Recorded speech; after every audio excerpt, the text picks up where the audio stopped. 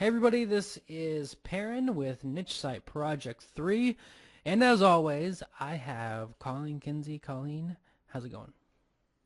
Hi, Perrin. It's going good. Good. You had some pretty exciting news with the latest presidential race, right? Yes. So my client is in New Hampshire, so I fly out to New Hampshire every week. I lovingly call it that. And I ran into Bernie Sanders on Monday. Um, Wow.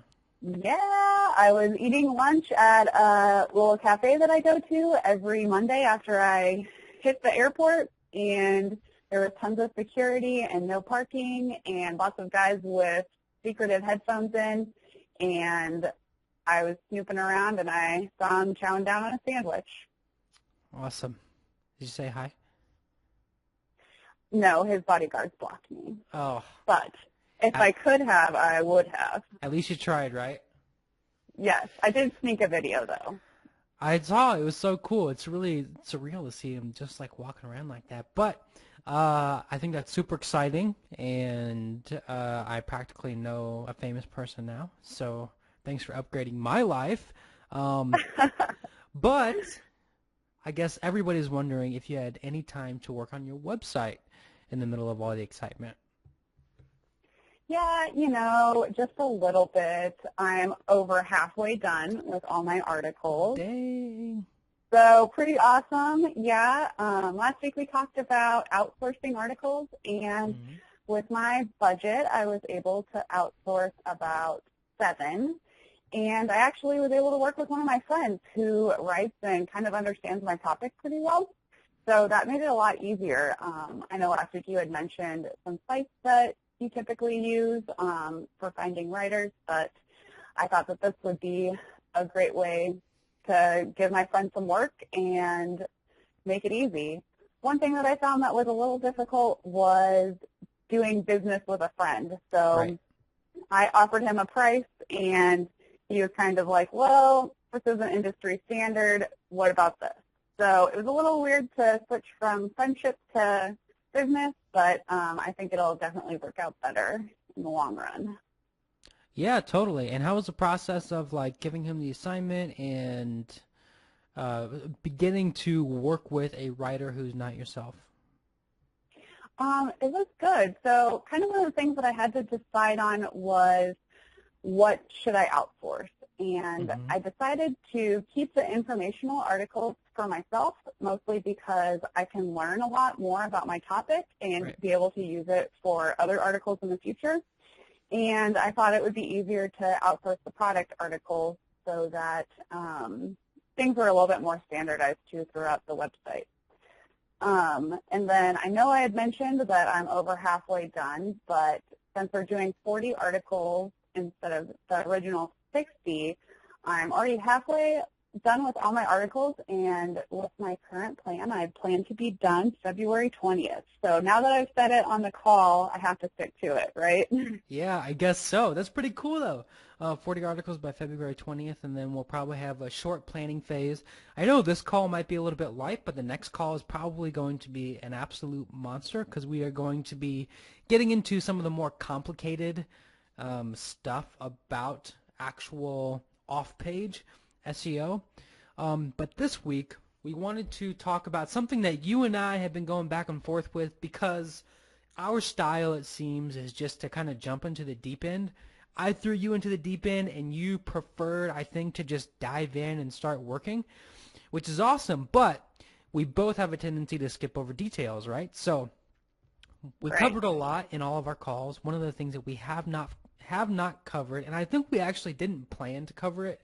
We were just going to figure it out as we go, or I was going to teach you as we went. But I think it is good for everybody to learn. It's good to lay it out in sort of a list. It's good to look at what it actually looks like on a website, which is what we're going to do here in a little bit. But what we're going to be talking about is on-page optimization and post structure. So on-page optimization is everything that happens on a website, right? So on the actual website, not on somebody else's website. Anything that you can control inside of your domain that benefits your SEO falls into the realm of on-page SEO.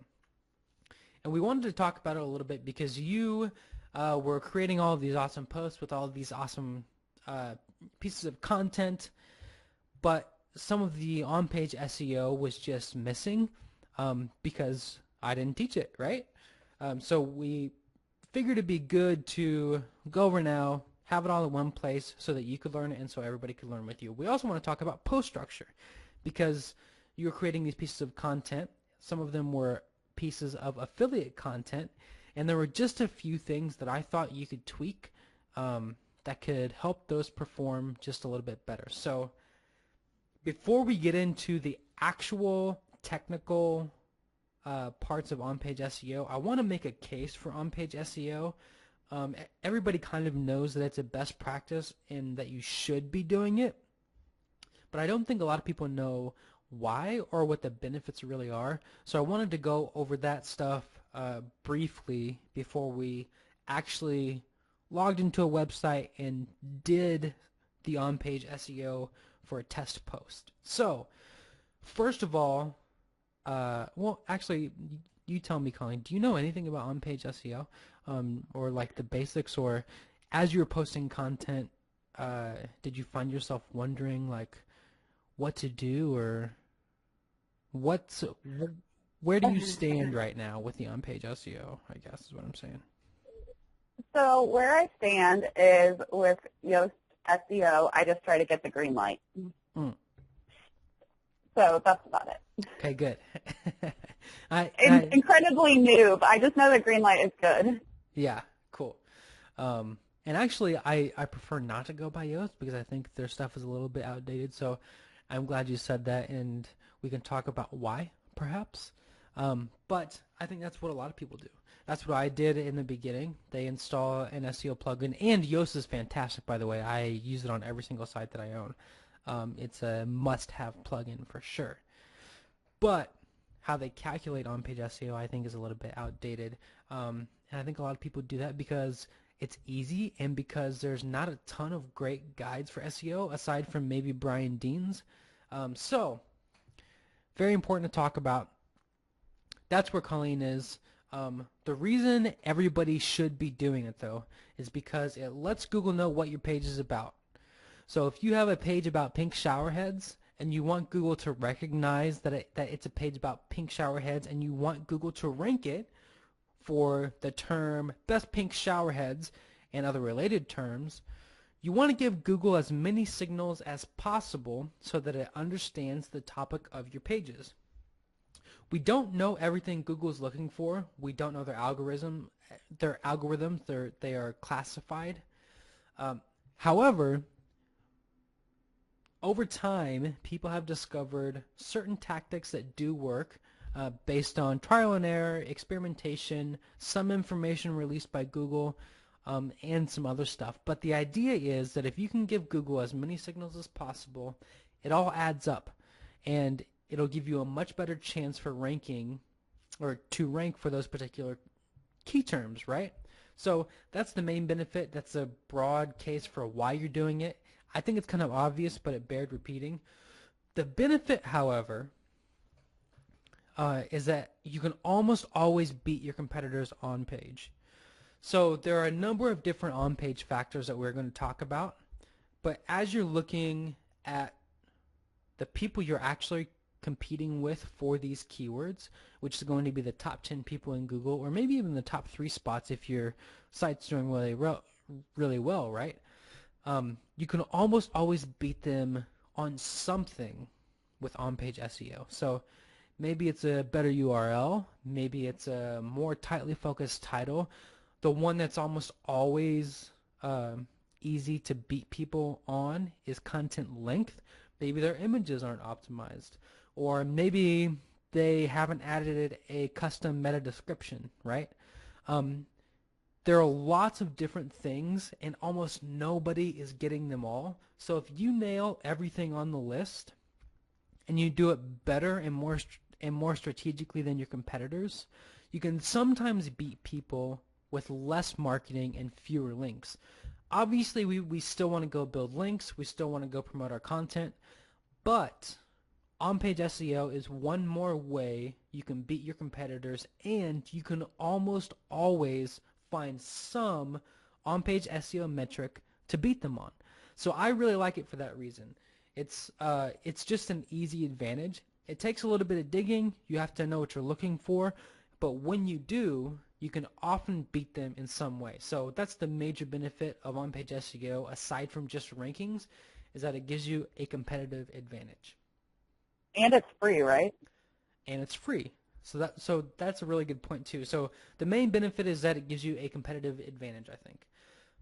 But yeah, the other main benefit is that it's totally free and you control everything, right? So you can go do on-page SEO whenever you want, and really you should just set up a system and make a best practice checklist for every single post that you write. But yeah, you control it 100%, and it's 100% free. So you only have to spend a little bit of time when you post an article to make sure everything is done. If it's not something like content length where you need to go write a bunch more or something like that. But it's very different than something like link building, where you're depending on the reaction of other people. You have to have a certain quality of content. Maybe there's some other factors at play, and maybe your site is young, and so you can't rank for some content even though you're doing a bunch of link building. Whatever it is, on-page SEO is just much more inside of your control than off-page factors. So there's really no excuse, is pretty much the idea, right? It can also be dangerous. Lots of people, because on-page SEO can give you a competitive edge, they try to really overdo it. And if you overdo it, you can put yourself at risk for a penalty. So everybody knows that there were keyword optimization penalties that rolled out around 2012. So if you were stuffing keywords, Google would penalize you. There have been rumors lately that they have been sort of redoing that algorithm and re-penalizing people for being over-optimized. So if you're trying to do too much on-page SEO, there is a limit and it can put you at risk. Most of the time, if you're just trying to write good articles, you don't need to worry about this. But there is a risk there. So it can give you a competitive advantage, but it can also be dangerous. It's not really a tightrope walk, but there are two sides to the coin, right? So will you cover an example of going too far? We can talk about it. Maybe not in depth. I mean, I just don't have one pulled up. But the main examples of sites that go too far are sites that are doing what's called keyword stuffing. So back in 2011, 12, 13, keyword density was a much more important ranking factor than it is now. Keyword density is just the number of times your search term appears on the page relative to the other words, right? So what people would do is they would like take that keyword and repeat it in white so you couldn't see it on the page, but the search engines would read it, and it would just be like stuffed in there 100 times, and they would rank for those key terms because the search algorithms weren't very sophisticated at that point. And after the algorithm started rolling out, or I'm sorry, the newer versions of the algorithm, people were penalized for that sort of behavior. And so there was this sort of obsession with keyword density following that. What's the optimal keyword density? What's too much? What's not enough? And there were always numbers being thrown around. We've kind of moved away from that now. You'll see in the on-page checklist, we don't talk about keyword density at all because the best practice currently is just to not worry about it. Write the best article you can and write naturally, and you're fine. Because at the end of the day, that's what Google is looking for. They are looking for real, quality, natural articles. So most of the time, the risk is in over-optimization. And I've heard of people being penalized more recently for that, but I also think that sometimes these people can be a little bit paranoid, the people who are talking about this sort of thing. So there is some risk there. I don't think it's really anything that you need to worry about, Colleen. I just wanted to point it out because when you talk about on-page optimization, some people tend to take it as far as they possibly can, and there's a risk to that. Does that make sense? Yeah, absolutely. Cool. So The other point, or the next point I want to make, is that on-page optimization alone won't get you far. One of the most popular blog posts, or I'm sorry, podcasts on niche pursuits is the one with Claire, who doesn't build any links, and she makes like a really healthy 5 figures a month. And so I think a lot of people are really attracted to that idea, and they focus on page SEO only. I personally disagree. I think that on-page SEO can get you some rankings, can get you some traffic, can get you some money, but it's not going to get you as far as a well-promoted site with link building. So that's sort of another disclaimer. On-page optimization is really important, but on-page optimization alone is not going to create the kind of authority site that we want to create, which is something that can hopefully replace your income, right? Yeah, absolutely. And then I also wanted to make the last point of just not obsessing about it. With pretty much any part of any area of SEO, if there's risk and reward and people are trying to balance those two things, people tend to obsess about it. So we know that stuffing too many keywords into an article can get you penalized. Some people have lost rankings and attributed that to over-optimization because that might be the only thing that they can think of, or they don't understand why they lost rankings. And I've seen these people get really paranoid and spend hours and hours calculating the keyword density of their articles and how many times they're mentioning core terms and key phrases and running programs on their site. None of that really matters, and it's not worth spending your time on. It's not going to be worth or it's not going to get the ROI that, say, writing 2 more articles or building 2 more links is. So on-page SEO is important. There's a definite benefit to it. There's a definite risk for overdoing it. But of all the things we're going to do, this is going to be the thing to obsess about the least. We want to get it right. We want to establish best practices, but it's not going to be the focus of our attention after this call. We'll probably never talk about it again. Cool? Yep, fair enough. So I don't want to set it up to be boring, but we're only going to think about it for this afternoon, and then we're going to put systems in place, and then we're going to be done. So if you don't have any questions, I think we're ready to move on to our on-page checklist, and then I'll show you what it looks like in the back end of a site. Let's do it.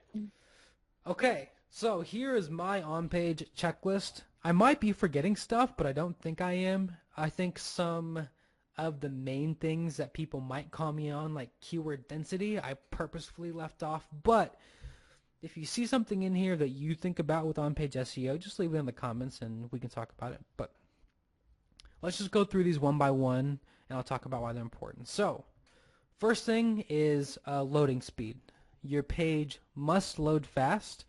We're not 100% certain why that matters. Most people think it's because if your page loads slow, people will bounce off of it, and that is a negative signal to Google. And people think it's a negative signal with respect to their new dwell time, which means, or it's a calculation, we think, of whether or not people go back to the search engine after reading your article, which tells Google this is a bad answer. Loading speed can bounce people, or slow loading speeds can bounce people back to the search engines, and you don't want that. You also just want a really good user experience overall, because that will increase other engagement metrics. So above all, you want a super fast loading speed. To do that, you want good hosting. I recommend Traffic Planet. And if you have a lot of content, and in particular if you have really big images, you might go with a CDN, which is a content delivery network. Amazon has a free one, I believe, or a cheap one. I don't know. I don't use it, but I think it's free. Or you can use something like Cloudflare, which is also relatively cheap. But your page needs to load fast. You have to have, or you should have, your keyword in the title tag. Rand Fishkin did a video about why this isn't as important anymore, and he talked about good titles versus bad titles, and he took quite a long time to explain that exact match keywords in the title tag aren't necessary nowadays. I still think it's best practice. Um, that said, you shouldn't sacrifice like basic syntax and grammar to get an exact match keyword in there, because you don't want to look dumb and people aren't going to click a title that's dumb.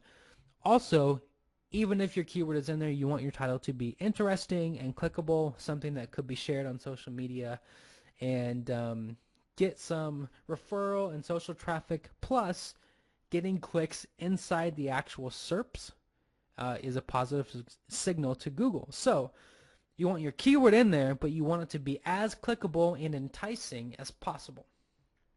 You also want a keyword-friendly URL. A keyword-friendly URL, usually I just put my primary keyword in there, and I'll show you what that looks like. Lets Google know what your page is about. Plus, it's easy for people to remember and type in. So, very easy to create, very easy to fix. In WordPress, you want to just make sure that your permalink structure is on post name to get your keyword as close to the front as possible, and then you're done. You want a good meta description. Meta descriptions do not technically matter for SEO. They don't count as a actual technical ranking signal, but meta descriptions show up in the search results underneath your title. So when you look at all those blue links in Google, that paragraph under there is the meta description. And if that's good copy, it can serve the same purpose as, say, an ad. So you can use that space to get people to click on your link, which is more traffic and more positive signals to Google. You also want to have related keywords in the subheadings and paragraphs. So there's a tendency to target only one keyword and per article, but you can really target one primary keyword and a bunch of related keywords, and I'll show you how to find those. And when you have a handful of those, you can just sprinkle them into your subheadings and in the other paragraphs, and it does the job just fine. And you'll end up ranking for a bunch of those if the article is doing well. So is the subheading the HTML H2? Yeah, those are the H2 headings. And in WordPress, you don't have to worry about HTML at all. You can just highlight some copy, and then from the drop-down menu in the toolbar, you can just click H2 heading. And really, they can be any headings. They don't they don't have to be H2 headings. Anywhere that text shows up is good. H2 headings are just given slightly more weight. Last I checked. You also want to have variations of a variation or the exact keyword in the first paragraph. So I think the last study that was done said that there's a correlation between positive rankings and the exact keyword in the first 100 words. So it's best practice. You should tell your writers to work it in there as naturally as possible. Not something I worry about too much. I would rather have a good, creative, natural hook in the first 100 words than forcefully squeezing in an exact match keyword or something. But I do try to work it in where possible. And research shows that it is correlated with positive rankings. And a lot of this stuff, by the way, is only going to be correlated with positive rankings. Some of it we know for sure helps, and some of it we know for sure is a ranking signal. But we don't know Google's algorithm, so some of this stuff is just shows a strong correlation. You also need a keyword in at least one image alt tag. When you add an image to WordPress, when you upload an image, you'll be able to put in a title and an alt tag. I usually put the primary keyword in both the title and the alt tag for at least one image, and then I'll use related keywords and put those in the title and alt tags of other images. And this doesn't help a whole bunch, but it counts toward the overall keyword count. So it's moderately important, and it's certainly a good best practice. You also want plenty of outbound links. There have been a lot of interesting discussions about this in the SEO groups lately, because outbound links have a sort of stigma about them, right? So a lot of people think that if you link out to other blogs in your niche, you're essentially helping your competitors beat you. But that's not necessarily the case. Rand Fishkin and Moz also had a really good Whiteboard Friday about this. and about the value of outbound links. But the idea is that if there's one thing Google hates more than anything, it's dead-end pages. So if you are writing about a particular piece of content and you're not linking out to anybody, your page is not a good resource. Google wants to rank pages that are great resources, that are highly useful and highly valuable to their users. Those types of pages have linked to lots of other different resources so that if a reader is interested in something, they can follow their nose. Or they're also useful because you can establish authority that you may not have. So if you're writing about making a hamburger and you don't know how to make a hamburger, you can still write the article and just link to a bunch of hamburger experts, right? So outbound links are almost always a good thing to add in. They add lots of value to your page, and Google values that sort of thing. Plus, it's almost never the case that one link will like blast your competitor to the top of the SERPs and they'll beat you for every keyword. That's just not what happens. It's not even really the case that one keyword will make or break your site. So it's not a great thing to worry about. And for my articles, my writers are linking out to my quote-unquote competitors all the time. Were you going to chime in there, Colleen? Yeah, does YouTube count as an outbound link? Yes, but we're mostly talking about other blogs. Like actual content? Right. So Right. you generally want to link out to quality sites that are established authorities in your market, but I try to link out to actual experts where I can. So when I give my writers instructions, they are supposed to first find an actual person who is an expert. If they can't find an actual person who's an expert, they find a topical website who has proven to be very authoritative. And we try to do that 2 or 3 times with every single article. So, related, you want plenty of internal links. And you can do that with plugins, or you can do it manually. But the role of internal links is to spread the link juice, which is kind of an outdated term, I know, around your site. But what we'll talk about later is building linkable assets. So we'll create epic pieces of content that you can build campaigns around and try to get people to link to them, and then you will, from there, use internal links to spread that SEO power around the rest of your site. But for every article, we want to create sort of an open valve to the other articles, and a good way to do that is to just use internal links to link out to related articles that we've already written. We also want lots of multimedia, which just increases engagement, so you'll get better scroll depth, which is certainly not a technical ranking factor, but has shown to be positively correlated with higher rankings, usually because people view blog posts with lots of multimedia as better, and they're less likely to bounce back to the search engines. And it's just a good practice. It creates a good user experience for the people coming to your site. So multimedia is something that I try to work into most articles. Almost all of my articles have a video for some expert, if possible, which is actually probably pretty easy for your niche, Colleen. And also lots of good pictures and diagrams and data and charts. Any useful multimedia you can. You just mostly want to stay away from generic stuff. So just a generic picture probably isn't the best, but better than nothing, right? So you want your stuff to be visually interesting and, if possible, interactive. So maybe like a quiz or a video, something that people can click on and engage with is your best choice. And then you want I like that idea of a quiz. Yeah, and you know That's there cool. are tools that you can use to build them. I know John Dickster over at Fat Stacks Blogs builds lots of quizzes, and they do really well for him. And then you want social sharing buttons.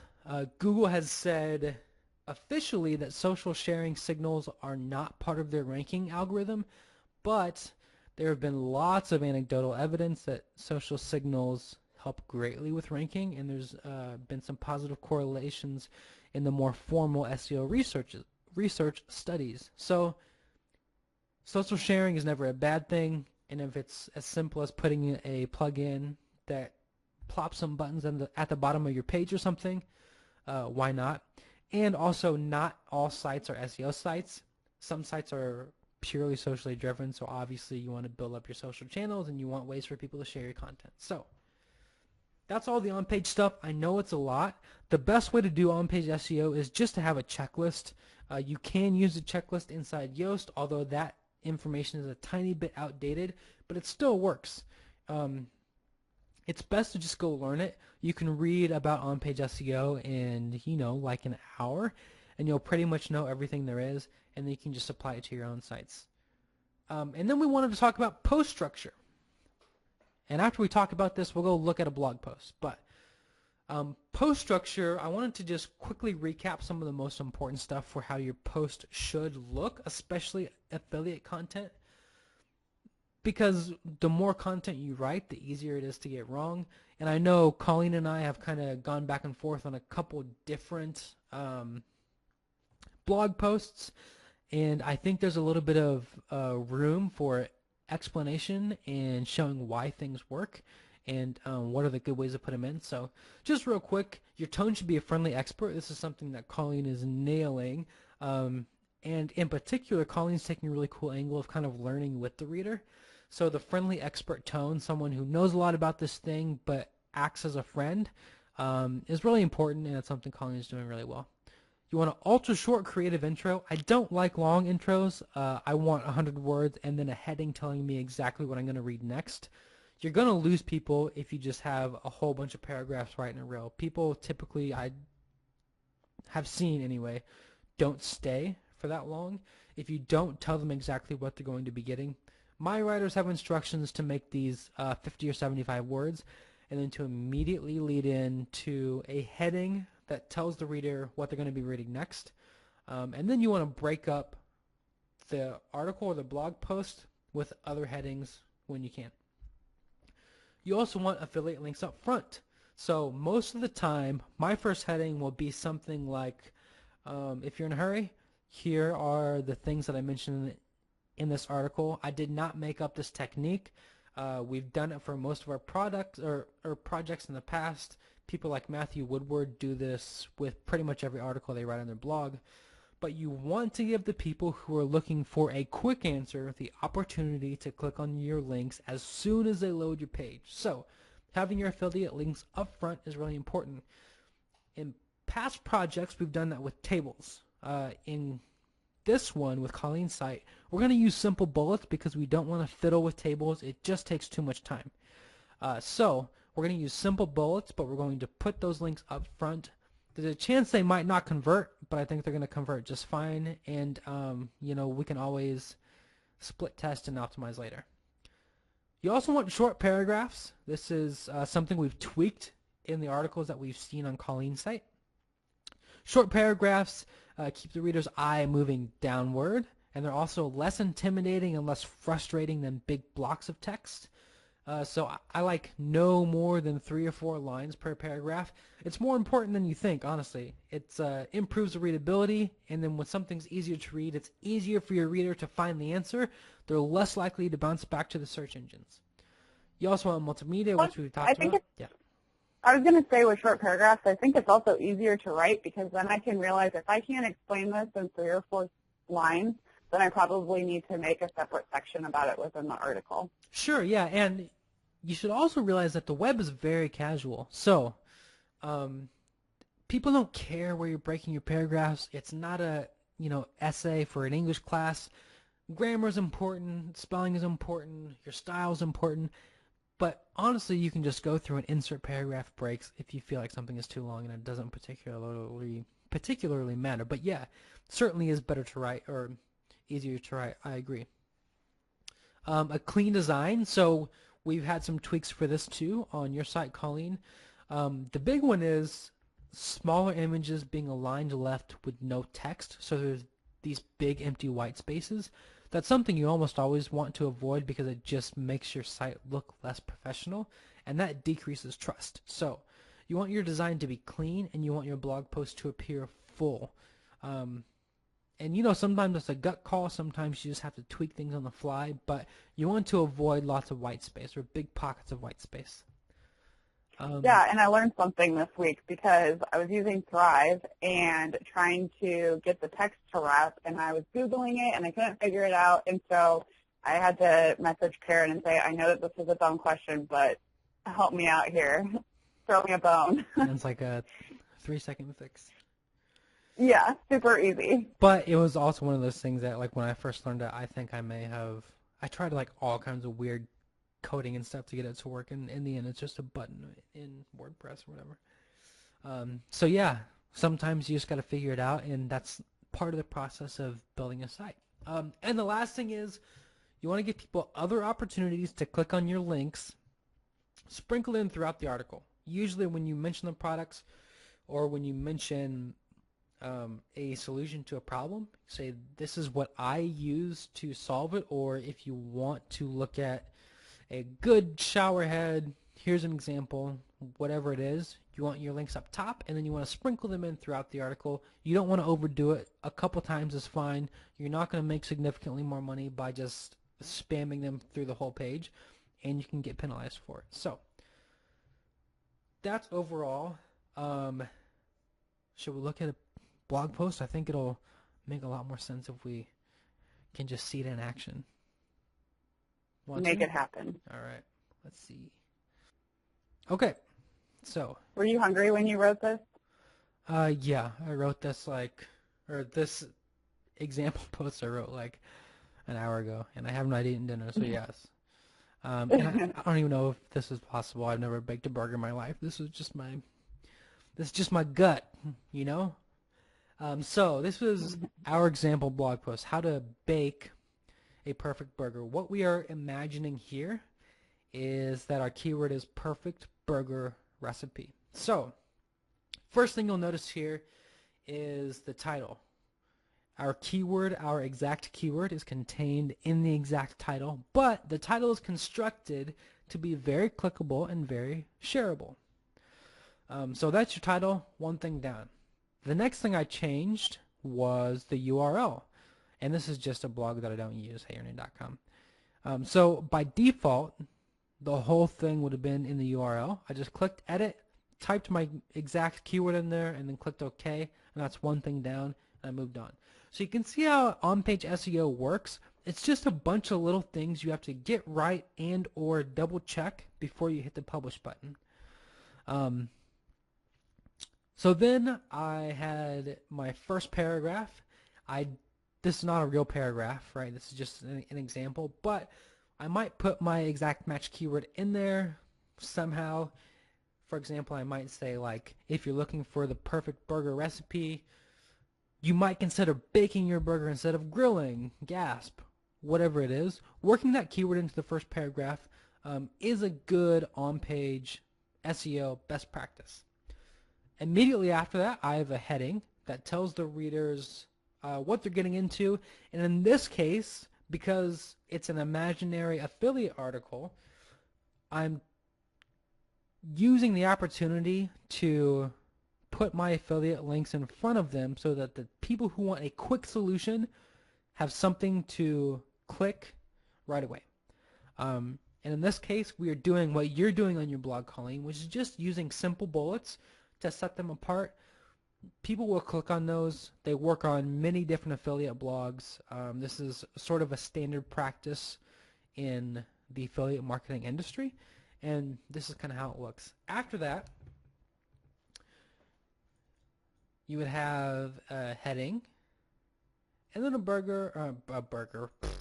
I am hungry. And then a paragraph, and then some images, but there are some other things here too. So we've got a featured image, and you can see that the title and the alt tag are perfect burger recipe, which is my exact keyword that I'm targeting on this blog post. I've also got some other images in the article. If you click on these, you can see that there are related keywords here in the title and alt tag. So in this one, it's perfect burger seasoning in the title and alt tag, and in the last one, it's best burger recipe. So these are common sense related keywords I'm sprinkling in using the image, title, and alt tags. If you're wondering how I found those, this is one of my favorite SEO tricks for on-page SEO. I just Googled the keyword, perfect burger recipe. I don't think you can see that up at the top. And then I scrolled all the way down, and you can see a bunch of keywords that Google thinks are related to this one at the bottom. So there's a bunch of stuff in here. Perfect burger patty recipe, perfect burger patty, making the perfect burger. You can sprinkle a lot of these into your article. Not all of them make sense. Like perfect burger recipe, Jamie Oliver. We're not writing about that, so you wouldn't want to use that one. But a lot of these you can sprinkle into your headings and your paragraph and your image title and alt tags. Let's see. Very cool. Then you can see some of the formatting stuff we talked about. Down here, you can see, and this is the Yoast SEO plugin. You can see the title, you can see the URL, and then you can see where the meta description would go. And you can edit all of these. So if your title, for example, is too long and you can't see it, you could just edit it here to make it fit inside the allotted length you have in the Google search results. You can't edit the URL here, but you can edit the meta description. And this is where you would make your good copy. Let's see. What else is on our list? Loading speed we can't really get into. Keyword title tag. Variation of a keyword in the main paragraph. Related keywords and other images. What we don't have here are outbound links and inbound links, mostly because I just didn't take the time to put them here. But I might link to Aaron Franklin, who's the big YouTube barbecue expert guy. I might link to a YouTube video for him, or even embed the video in my site. I might link to a good article about baking times for burgers, or what a medium well burger feels like versus a rare burger, whatever. I would just find good resources that fit with my article, write about those things, and then link to those sources. Typically, I would have those because I would have done research on this article. You don't necessarily have to go find them afterwards, but it's something that you should find afterwards if you haven't linked to anybody in your article. And I would also just kind of put some internal links in here. So, as much time as we have taken to explain on-page SEO, you can see how quickly it goes when you're actually uploading an article into the back end of WordPress. All of these things take like 5 seconds, right? And then you might just run through and double check that all of them are good to go before hitting the publish button. And the last thing I think that I didn't mention on the slides is that all of your affiliate links should be no follow, because Google does not like when you follow affiliate links. So you've got a checklist now. You can see that it's really easy, and we got kind of theoretical. In practice, it's just the simplest thing in the world to do, and you only have to learn it once, and now you know it. So do you have any questions, Colleen? Yeah. Do you kind of understand the importance and the benefit and the basic stuff that you need to do to nail your on-page SEO? Yeah, definitely. And luckily, these are pretty simple fixes. Yeah, super that I can simple. do. And we probably should have done Yeah. it sooner so you didn't have to go back through 20 articles or whatever. But better late than It never. could be worse. Yeah. It could be way worse, right? Yep, cool. So I know this is not the most exciting topic in the world. Nobody likes to talk about on-page SEO for an hour unless you're a total geek about it like me. But next week we're going to get into some really fun stuff with marketing and link building. We're basically just waiting on Colleen to start wrapping up her articles, and you should be really, really close by that time, Yep. right? Absolutely. Got to get the show on the road. That's right. So, do you have any questions or comments or closing thoughts?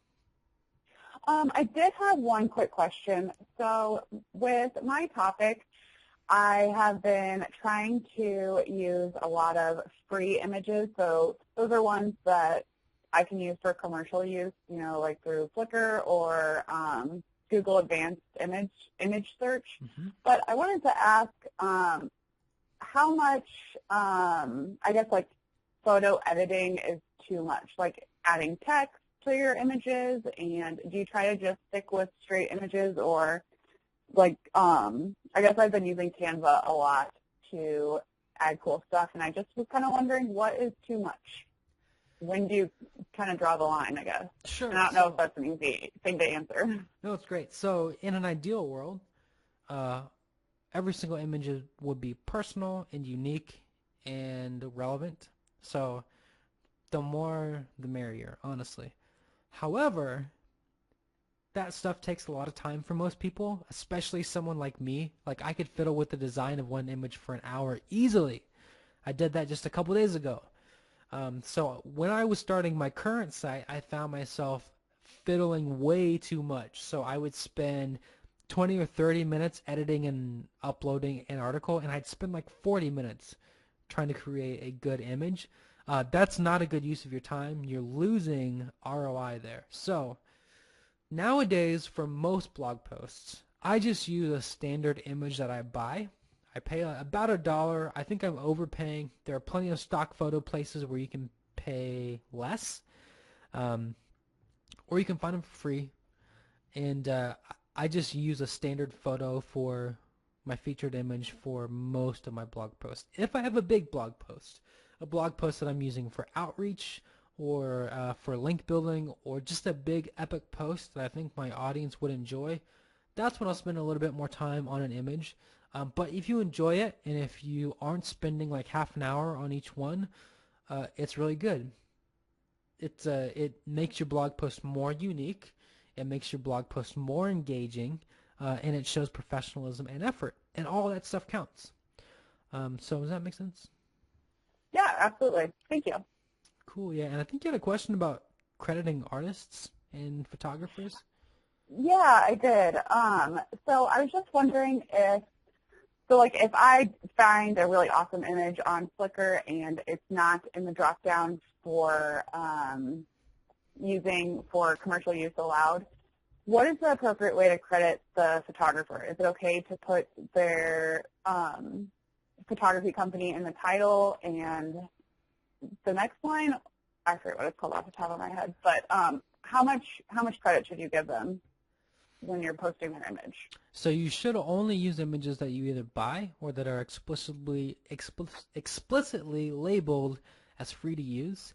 Flickr in particular has little signals on it where it'll tell you what sort of attribution you need, or if you can or can't use it. And then you can usually just link to their profile. I buy a lot of images. I use Flickr for in blog post images, but I also will do stuff like embedding Instagram photos, because Instagram holds the rights to every photo on there. So you can embed Instagram photos, and I think you can even embed Facebook posts now. Or you can embed like a tweet that has a good picture on it. So finding free to use images on Flickr or embedding Instagram is a really good and easy way to do it. Chris over at RankXL has an amazing guide for finding and attributing free images if you want to check that out. I don't have the URL handy, but if you just Google RankXL free images, you'll be able to find it. I think it's rankedxl.com/stock-photos if you're interested, because I think I have that. Nice. Yeah, it's saved. Yeah, and it's a really good guide too. But I typically don't use many images anyway. I'll buy one image and use it for my featured image. And then if there's a related image that makes sense, I'll use it. But after that, I typically prefer to like find a video. So nowadays I usually don't have more than 2 or 3 images per blog post.